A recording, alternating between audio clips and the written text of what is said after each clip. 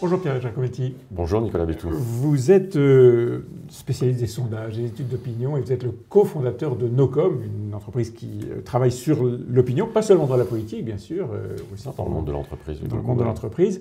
Mais vous avez fait, j'allais dire un nombre incalculable de campagnes présidentielles, vous en avez suivi 4 en tant que sondeur et vous avez conseillé 2 fois un candidat à l'élection présidentielle, en l'occurrence le dernier, c'était Nicolas Sarkozy. Nicolas Sarkozy, oui. Vous avez accompagné sa victoire en 2007. On va parler de la campagne actuelle. Est-ce que c'est plié? Il n'y a jamais de campagne présidentielle de plié. Ouais. Et paradoxalement, celle qui paraît donner le sentiment d'un résultat prévisible est surtout la plus imprévisible sur ses conséquences. Conséquences économiques, sociales et politiques. On sait déjà que les lendemains d'une réélection éventuelle d'Emmanuel Macron seront incertaines sur le plan de la traduction électorale ou législative. Donc déjà, ça donne un indice supplémentaire de l'incertitude du contexte, même si vous avez raison de le dire, le rapport de force électorale aujourd'hui, je ne me souviens pas d'une campagne présidentielle où on avait le sentiment que tout est effectivement plié d'avance compte tenu de l'observation des rapports de force des sondages. Écoutez, aujourd'hui, aucun sondage, j'allais dire aucun sondage depuis 5 ans, peut-être un seul de mémoire, il y a quelques mois, a donné Emmanuel Macron battu. Non, je crois qu'il a été battu par Valérie Pécresse dans un sondage. Voilà, au lendemain du congrès de LR. Mais c'est vrai que le rapport de force du premier tour comme de second tour aujourd'hui donne un rapport de force, semble-t-il, très clair en faveur du président sortant. Ouais. Donc on est sur un duel entre Emmanuel Macron et Marine Le Pen à 28-20, 27-21, enfin c'est dans ces eaux-là à peu près. Jean-Luc Mélenchon, lui, continue à dire « Je suis l'incarnation de la surprise, vous allez voir, j'y crois ». C'est possible? Vous parliez tout à l'heure du record des élections présidentielles passées, ou du record qui est le mien. J'ai quand même le souvenir précis d'une campagne présidentielle en 2002, quand dans la dernière semaine, Jean-Marie Le Pen progresse en quelques jours de 8-9% à 16-17, ça fait 8 points de plus en quelques jours. Les sondeurs, d'ailleurs, les sondages n'avaient pas vu le point final ultime de cette remontée. C'est dire à quel point on rentre quand même dans ces 15 derniers jours, dans une période où les secousses des sondages peuvent être extrêmement impressionnantes. Donc attendons de voir un petit peu comment cette dernière séquence peut évoluer. En fait, c'est quand même intéressant de voir, on parle tous d'une campagne présidentielle atone, mais c'est vrai qu'il y a eu pendant ces 6 mois beaucoup de mouvements de sondage extrêmement impressionnants. Grande volatilité. Grande volatilité, grande fluidité entre les électorats. Bon, la progression d'Éric Zemmour fulgurante, la progression de Emmanuel Macron lorsqu'il s'est déclaré candidat, la lente évolution favorable de Marine Le Pen depuis quelques semaines qui est aussi impressionnante. Vous parliez de Jean-Luc Mélenchon. Donc attention, les derniers 15 jours peuvent révéler encore des mouvements importants. On dit que les deux candidats d'opposition à l'extrême droite, à l'extrême gauche, Jean-Luc Mélenchon et Marine Le Pen, progressent de la même manière, c'est vrai, parallèlement? Oui, c'est vrai qu'en fait, ils sont en train de reconstituer leur socle électoral respectif acquis en 2017. Vous vous en souvenez, Marine Le Pen avait fait 21%. Elle n'est pas loin de ce niveau. Jean-Luc Mélenchon est aujourd'hui à 14, 14-15. Il n'est pas loin non plus de ce niveau. Mais pour revenir à Marine Le Pen, le vrai mérite de la candidate du Rassemblement national, c'est que le 20-21 d'aujourd'hui a beaucoup plus de valeur que celui de 2017. Pourquoi? Parce que réserves de voix. Parce que surtout, il y a un Éric Zemmour qui a 10%. Imaginez-vous une campagne présidentielle sans Zemmour aujourd'hui. Marine Le Pen serait probablement en tête des intentions de vote de premier tour. C'est dire que sous les couverts d'une situation électorale qui semble paraître beaucoup à celle de 2017, en réalité, le rapport de force politique a énormément évolué. Et la droite dite radicale, certains dites d'extrême droite, cette droite-là aujourd'hui pèse à peu près 1 Français sur 3 dans le pays. C'est dire à quel point le rapport de force politique aujourd'hui n'est pas forcément comparable à celui que nous observions il y a 5 ans. Cette droite qui pèse un tiers du capital électoral en France, vous disiez il y a un instant qu'en 2002, les sondeurs n'avaient pas vu la montée fulgurante de Jean-Marie Le Pen. Est-ce qu'il peut y avoir aujourd'hui un vote caché Zemmour? Oui, il peut y avoir parce qu'il n'y a pas de référence. Les sondeurs disent non, on le sait, d'abord c'est Internet, donc on n'a plus honte ni peur de répondre à un sondeur physiquement, caché derrière son clavier. Et puis on connaît maintenant cette dynamique du vote nationaliste, disons. En fait, la seule inconnue sur ce vote, c'est l'absence de référence, puisqu'il n'y a pas, les sondeurs d'ailleurs le disent, il n'y a pas de redressement possible, de correction possible du score d'Éric Zemmour. Donc s'il y a vote caché, il est impalpable et on n'est pas en mesure aujourd'hui de savoir si, à la marge, il peut être au-dessus du niveau que mesurent actuellement les instituts. Alors je disais, vous avez suivi et conseillé les candidats à plusieurs reprises.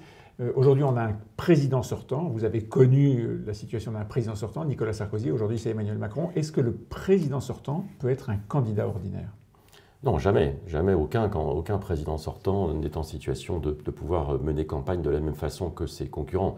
La difficulté supplémentaire, ou le contexte favorable pour Emmanuel Macron, tout dépend de la manière dont on le prend, c'est la crise internationale que l'on vit depuis quelques semaines et qui a véritablement changé la donne pour le président en campagne. Il y a ce subtil équilibre à trouver entre la difficulté de mener campagne et la nécessité d'être aux affaires. Vous parliez de l'expérience Nicolas Sarkozy. Rappelez-vous de l'attentat Mohamed Merah en 2012, en pleine campagne présidentielle. Interruption de la campagne pendant quelques jours. C'est toujours une situation singulière et difficile. Et ça ne change pas les rapports de force. Et à ce moment-là. Non, ça ne change pas. En réalité, c'est un attentat gravissime, tragique, on le sait. Mais cette situation internationale, je regardais un compte les enquêtes électorales réalisées ces derniers jours, on voit à quel point la situation internationale donne quand même un surplus de légitimité et de crédibilité au président sortant. Les Français d'ailleurs ont plutôt le sentiment qu'il conduit la France dans cette crise internationale de manière adéquate. Donc c'est probablement aujourd'hui un élément de contexte qui favorise le président sortant. Est-ce que l'abstention est mesurable ? Oui, elle est mesurable. Elle n'est jamais précise dans son évaluation, mais si on s'en tient simplement au niveau d'intérêt et aux indices de mobilisation des principaux instituts, on est quand même à peu près sûr qu'on battra le record d'abstention pour une élection présidentielle. Aujourd'hui, on est aux alentours de 30% d'abstention possible, ce qui serait évidemment considérable. C'est un élément qui évidemment rajoute à la singularité de cette élection. Est-ce qu'on sait qui ça favorise ou défavorise ? On se souvient de la difficulté de Marine Le Pen lors des régionales de l'année dernière. C'est cette abstention. L'abstention m'a battu. Voilà. L'abstention a battu. Et là, on sait que les contingents ou les segments sociologiques dans lesquels l'abstention est la plus forte, c'est l'électorat populaire.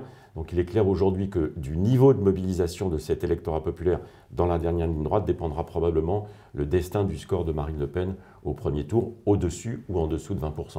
Alors parlant du second tour, les sondages aujourd'hui marquent cette montée assez forte de Marine Le Pen que vous évoquiez il y a un instant. Elle est donnée entre 45, 46, 46,5% des voix même face à Emmanuel Macron. Est-ce que vous diriez, vous avez le choix, que l'élection de Marine Le Pen est possible, impossible, probable ou improbable? Elle est possible parce que je reviens sur ce fameux 30% de un peu plus d'un Français sur trois aujourd'hui, plutôt sur un vote radical, un vote de droite radicale. Si on ajoute Nicolas Dupont-Aignan en plus, ça fait beaucoup. Dans l'hypothèse où Marine Le Pen réussissait au soir du premier tour à atteindre son niveau de 2017, c'est-à-dire 21%, mais avec un Zemmour aux alentours de 10%, c'est une France radicalisée à droite très puissante comme elle ne l'a jamais été. Et c'est psychologiquement aussi pour Marine Le Pen une grande victoire au soir du premier tour.